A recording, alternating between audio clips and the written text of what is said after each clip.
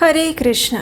हमारे शास्त्रों में कई ऐसी कथाएं, उदाहरण और प्रसंग प्राप्त होते हैं जहाँ पर भगवान अपने भक्त की रक्षा करने के लिए आते हैं। लेकिन वर्तमान समय में कई बुद्धिजीवी लोग इस पर प्रश्न भी उठाते हैं। उनको लगता है कि ये कल्पना है और हमारे महान दार्शनिक ऋषियों ने इन ग्रंथों को रोचक बनाने के लिए सिर्फ कुछ काल्पनिक बातें और कुछ कहानियां उसमें सम्मिलित की हुई है। लेकिन वास्तव में ये सत्य नहीं है। भगवान श्री कृष्ण भगवत गीता में भी वचन देते हैं कि जो उनकी शरण में आते हैं उनकी रक्षा वे स्वयं करते हैं। इतना ही नहीं, रामायण में जो कि महर्षि वाल्मीकि द्वारा रचित है, उसमें जब विभीषण जी भगवान श्री राम की शरण में आते हैं उस समय पर भगवान श्री राम ये घोषणा करते हैं कि जो भी मनुष्य एक बार भी मेरे पास आकर ये कहेगा कि हे प्रभु, मैं आपका हूँ, आपकी शरण में हूँ, बस उसी दिन और उसी क्षण से उसका हर प्रकार से रक्षण करने की जिम्मेदारी मेरी है। भगवान अपने भक्त की न सिर्फ भौतिक समस्याओं से रक्षा करते हैं, अपितु वे उनकी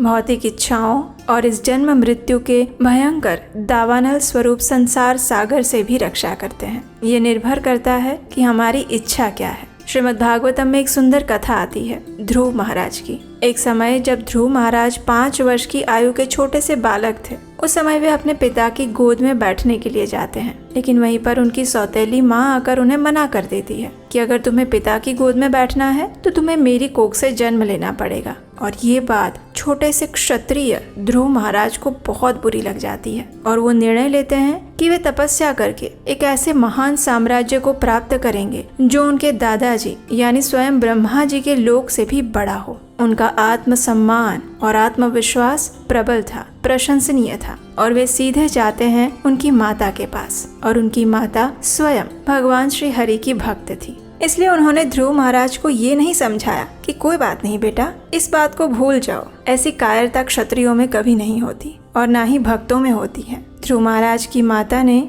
उस नन्हे से बालक के आत्मविश्वास और आत्मसम्मान की रक्षा करते हुए उन्हें दिशा निर्देश दिया, मार्गदर्शन दिया और उनसे कहा कि मैंने सुना है कि जंगल में जाकर तपस्वी तपस्या करते हैं और वहीं पर भगवान विष्णु मिलते हैं और ब्रह्मा जी से बड़ा लोक मात्र भगवान विष्णु ही तुम्हें दे सकते हैं, इसलिए तुम्हें उनकी तपस्या करनी चाहिए। इस प्रकार अपनी माता से मार्गदर्शन पाकर 5 वर्ष के नन्हे से बालक ध्रुव चल पड़े जंगल की ओर। इतना दृढ़ निश्चय और निष्ठा देखकर नारद मुनि को भी इच्छा हुई कि क्यों ना उनकी परीक्षा ली जाए। और फिर नारद मुनि बीच मार्ग में आ गए और ध्रुव महाराज से कहने लगे, हे बालक, तुम कहाँ जा रहे हो? तो उस नन्हे से बालक ध्रुव ने कहा, मैं तपस्या करने के लिए जंगल में जा रहा हूँ। कृपया मुझे मार्गदर्शन करें कि मुझे किस प्रकार भगवान विष्णु की आराधना करनी चाहिए। तब नारद मुनि ने परीक्षा लेते हुए उनसे पूछा, अरे बालक, तुम्हारी तो आयु खेलने कूदने की है, तपस्या तुम्हारा कार्य नहीं है। जाओ शांति से खेलो अपने राजमहल में जाकर। और तब उस छोटे से ध्रुव महाराज को गुस्सा आ गया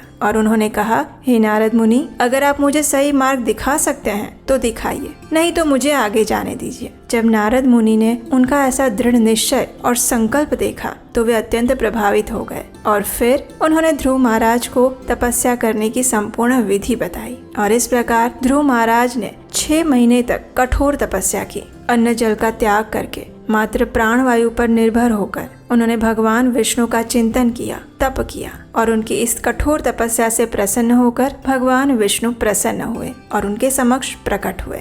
इस प्रकार महान संत नारद मुनि की कृपा से ध्रुव महाराज को बाल्यकाल में ही भगवान विष्णु के दर्शन हुए। लेकिन यहाँ आश्चर्यजनक एक घटना और हुई और जानते हैं वो क्या थी? जब ध्रुव महाराज ने भगवान विष्णु के दर्शन किए तो उन्हें इस बात का अनुभव हुआ कि वे सच्चे हीरे को छोड़कर कांच के टुकड़े के पीछे भाग रहे थे। वास्तव में उन्होंने अपनी भौतिक इच्छा को पूरा करने के लिए ब्रह्मा जी से भी बड़ा साम्राज्य प्राप्त करने के लिए ये तपस्या की थी। लेकिन भगवान विष्णु उससे कई गुना अधिक कृपामय, सुखप्रद और आनंददायक हैं। उनकी भक्ति में जो आनंद है, उनकी सेवा में जो सुख है, वो ब्रह्मा जी से बड़े लोक में भी नहीं है। इस बात का अनुभव ध्रुव महाराज को हुआ और इसलिए फिर उन्होंने भगवान श्री हरि से प्रार्थना करते हुए कहा, हे परम भगवान, आप सभी वरदानों के मूर्तिमान स्वरूप हैं, इसलिए जो मनुष्य निष्काम भाव से आपकी भक्ति और आपके चरण कमलों की सेवा करता है वो किसी भी महान राजा से भी श्रेष्ठ बन जाता है। आप मुझ जैसे मोहग्रस्त भक्त का दयापूर्वक उसी प्रकार पालन करते हैं जिस प्रकार एक गाय अपने नवजात बछड़े की देखभाल उसे दूध देकर और बाह्य आक्रमणों से उसकी रक्षा करके करती है।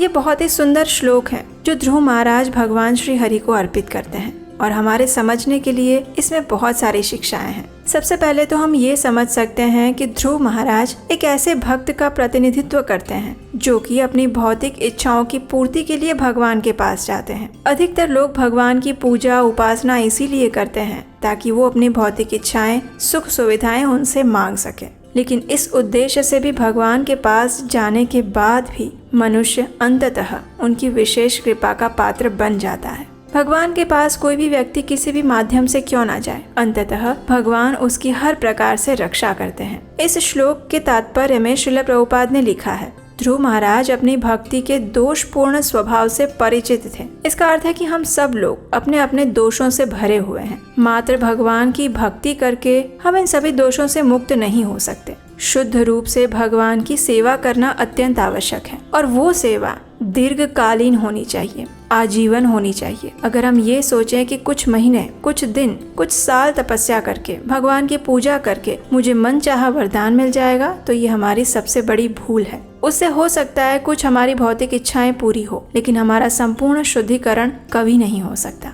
जब हम भक्ति करते हैं तो उसमें किसी भी प्रकार का हेतु नहीं होना चाहिए। श्रील रूप गोस्वामी भक्ति की परिभाषा में लिखते हैं, अन्य अभिलाषिता शून्यम ज्ञान कर्मादि अनावृतम। हमारी भक्ति में किसी भी प्रकार के कर्म यानी कि भौतिक प्रयासों और मनोकल्पित ज्ञान यानी कि मानसिक चिंतन का स्पर्श भी नहीं होना चाहिए। हमें केवल और केवल श्री कृष्ण के आनंद और उनकी सेवा के लिए ही प्रयास करना चाहिए। इस प्रकार हम देखते हैं कि दो चीजें हैं। पहली तो ये कि सभी भक्तों के मन में कुछ न कुछ भौतिक इच्छाएं होती है, और दूसरी ये कि शुद्ध भक्ति बिना किसी हेतु और इच्छा के रहित होनी चाहिए। तो अब इसको कैसे समझा जाए? तो देखिए, हमारे सबके मन में कोई ना कोई भौतिक इच्छा है, यानी कि हम शुद्ध भक्ति के स्तर पर नहीं हैं। लेकिन इसका अर्थ ये भी नहीं है कि जब तक हम शुद्ध भक्ति के स्तर पर ना पहुंच जाएं, तब तक हम भक्ति करने का प्रयास ही ना करें। वास्तव में भगवान मनुष्य का प्रयास देखते हैं। जब वो देखते हैं कि भक्त मेरी ओर आने के लिए मेहनत कर रहा है, अपनी निष्ठा प्रदर्शित कर रहा है, गंभीर प्रयास कर रहा है, तो उस भक्त के इन्हीं प्रयासों को देखकर भगवान प्रसन्न हो जाते हैं और फिर भगवान उन्हें उस परिस्थिति का निर्माण करके देते हैं जिसमें वो अनुकूलता पूर्वक भक्ति कर सके, अपने आप को शुद्ध कर सके। और हमारी इस पूरी लंबी यात्रा के दौरान भगवान कदम कदम पर हमारी रक्षा करते हैं, हमारी भौतिक इच्छाओं से भी रक्षा करते हैं, अनर्थों से रक्षा करते हैं और समस्याओं से भी रक्षा करते हैं। कई बार लोगों को लगता है कि हम तो भगवान की इतनी पूजा करते हैं, सेवा करते हैं, फिर भी हमारे जीवन में इतने दुख और कष्ट क्यों आते हैं। लेकिन वास्तव में हम ये भूल जाते हैं कि भक्ति एक दिन, 2 दिन, कुछ साल या कुछ महीनों के लिए नहीं की जाती। जैसा कि हमने आगे बताया, ये अन्य अभिलाषा शून्य होनी चाहिए। भक्ति किसी स्वार्थवश नहीं की जाती। और जब ऐसे संपूर्ण शरणागति के साथ कोई भक्त भगवान की शरण में जाता है, उनकी भक्ति करता है, तो भगवान अधिक प्रसन्न होते हैं और फिर भगवान उसे इस भौतिक संसार से भी संरक्षण प्रदान करते हैं। भगवान हमारे पालनहार भी हैं और रक्षक भी हैं। जिस प्रकार गाय अपने बछड़े को दूध भी पिलाती है और बाहरी खतरों से भी उसकी रक्षा करती है, और वो गाय सदैव अपने बछड़े के लिए चिंतित रहती है, उसी प्रकार भगवान भी सभी जीवात्माओं के लिए चिंतित रहते हैं। हमसे ज्यादा वे अधिक उत्सुक रहते हैं कि कब हम उनके पास जाएं, उनके धाम में वापस जाएं। और जब तक हम वहाँ नहीं जाते, तब तक वे हमें हर संकटों से बचाते हैं, हमारी रक्षा करते हैं, और जो भी करते हैं वो हमारे अच्छे के लिए करते हैं, और इसलिए करते हैं ताकि हम उनके प्रति उन्मुख हो सके। उसी प्रकार जिस प्रकार एक बच्चा प्रयास करता रहता है और उसके पिता उसे देख रहे हैं, लेकिन वो बालक अपने पिता से कोई मदद नहीं मांग रहा है, तब तक वो पिता उसे मदद भी नहीं करते। और जैसे ही बालक अपने पिता के पास मदद की याचना करता है, उसी क्षण पिता उसकी मदद करते हैं। उसी प्रकार भगवान श्री कृष्ण भी प्रतीक्षा कर रहे हैं आपकी, हमारी, कि हम कब उनके सामने देखें, उनसे मदद की याचना करें, उनकी शरण में जाएं। श्रील सनातन गोस्वामी द्वारा रचित बृहद भागवतामृत में एक सुंदर वर्णन आता है, जिसमें गोप कुमार पूरी यात्रा करके अंततः भगवान के धाम में प्रवेश करते हैं, और उस समय भगवान अत्यंत प्रेम से, करुणा से उनका आलिंगन करते हैं और फिर उनसे कहते हैं, मैं अत्यंत प्रसन्न हूँ कि तुम वापस आ गए। कब से मैं तुम्हें अपने पास वापस लाने की प्रतीक्षा कर रहा था।